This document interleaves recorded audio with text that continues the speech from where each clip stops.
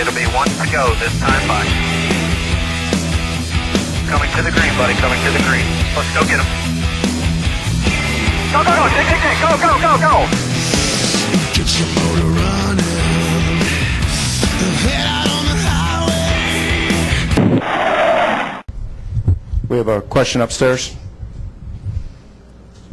Kurt, Michael Vega, Boston Globe. What is it about this place that seems to have kind of a redemptive, restorative effect on your season? You won the championship after sweeping here in 2004, and now you get this win, and you come out of here with a renewed sense of spirit. Yeah, I would love to have 2004 types of cars to drive right now, but we have this new car, and so we still have our work cut out for us to make the chase and to do better things by the end of this year. But this is a great shot in the arm. Miller Lite and everybody up in Milwaukee will be celebrating tonight. But I like this racetrack. I like how there's different lanes to choose, whether it's the low lane, the middle, or even there's the upper lane.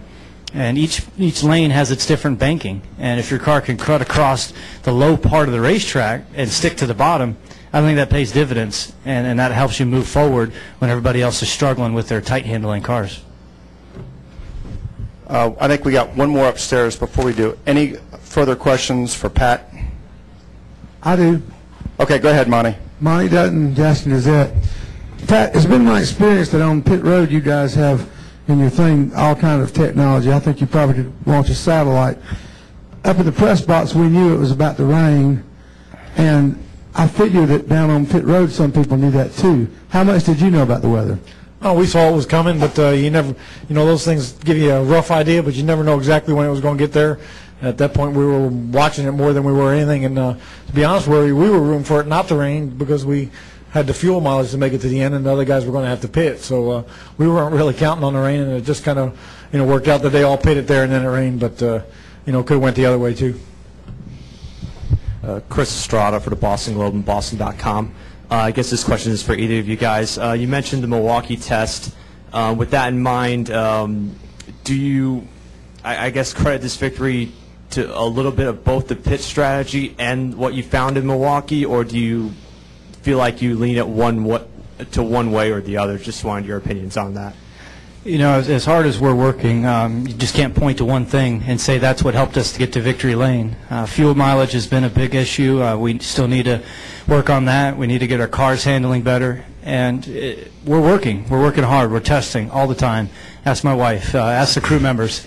We're on the gas trying to get our 2, 12, and 77 teams up running competitive every week. So it's hard to put your finger on one thing, but we'll definitely think about what Milwaukee gave us, our fuel mileage, and just the heart of this team. It's not due to lack of effort that we're not up front, because we're definitely putting a full effort forward, trying to find what it is. I like the people. I like the program. Pat Tryson's an awesome crew chief and a team leader.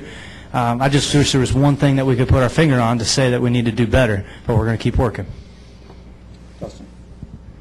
Dustin Long, Landmark Newspapers. Pat, a couple questions. Can you just talk about what led you to pit for that last pit stop? Because I think you guys were 13th, and you were the second car to come in at that point, so you left a lot of guys out in front of you. And can you also talk about the fuel mileage? Because I think Kurt just kind of alluded. I was thinking that you guys haven't always had the best fuel mileage, and I think on the first pit stop today, you went about as far as anybody else, and it seemed like you've improved in that area. What you've done there?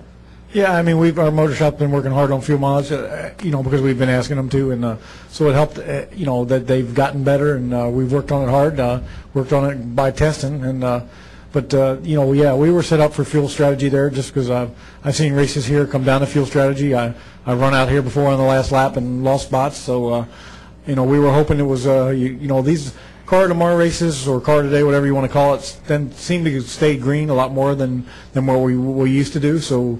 It's always been when you can go the distance, you pit. We couldn't quite go the distance, but it was close enough to take the risk that you get a caution and you make it to the end. Because if you looked early in the race, the 5 and the 83 stayed out on or did gas only and got track position and were able to stay up there. So these races staying out front is way more critical in these races than it used to be. How close was your calculation? I think we were when we pitted. I think we were 4 or 5 laps short, and we were going to get the one caution helped us, and I think we were close enough with taking the risk of running out. I think we were going to be okay. We have a question upstairs. Jerry Bunkowski, Yahoo Sports. Kurt, you've been in this position before. Can you kind of empathize with a guy who dominates the race and then doesn't win? I'm referring to Stewart, obviously. Yeah, I've been on the flip side of it plenty of times, and there's those times where you just grit your teeth and go, what could we have done different, and why did it happen this way? And so it isn't pretty, but we'll take it. And that's the beauty of Sprint Cup racing, is the competition level is always at its best. Guys that have fast race cars sometimes don't win because they got outdueled in the pits with pit strategy. And so, hey, you take them when you can get them, because you get burned plenty of times the other way. Michael Daly, catchfence.com. To Kurt, how much did the track change from the Sunsplash start to the cloud cover hitting at the end? And to Pat, NASCAR is apparently considering opening up Winston Cup tracks to unlimited testing. How will that affect your test schedule? And the word Winston threw me off. Sorry, what was the first part of the question? The racetrack itself. It was a surprise to have the sun out, and with all of our practice being during the overcast and the cooler temperatures, I felt like our car was going to be tight in the center part of the corner with the sun out. And we made adjustments. We corrected it as best we could. And then as the race progresses, it always gets a little slicker, I think, with the rubber buildup, with the oil from the cars and just the grease. And so the track went through its normal stages of changing. And, yeah, I'll open it up to Pat about the testing procedure. I think that the divorce lawyers in North Carolina are going to get the big hit with us testing as much as we think we're going to now. Well, I mean, if they obviously they opened up the unlimited testing, everybody's going to test every week. You won't have a choice. If you want to win races, you'll have to test every week. But I'd be surprised if it ends up being unlimited. I think there'll be I think they throw that out there to see how mad we all get and see what happens. But I think there'll be a limit, and it'll be organized a little different than it was in the past. But all in all, I think it'll be a good thing, and maybe we won't have to spend as many weeks in Kentucky and Milwaukee and places. Maybe we can go test where we're actually going to race and actually get more benefit from testing. Yeah, and use the Goodyear tire that we race on. There's no sense in buying a different supplier's tire. We should test at the racetracks we race on, and we should use the tires that we use. Further questions?